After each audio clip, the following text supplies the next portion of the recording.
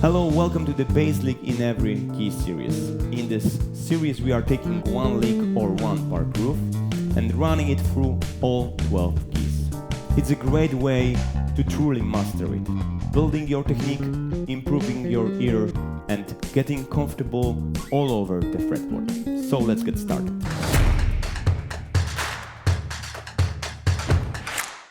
Dominant chord lick number 8.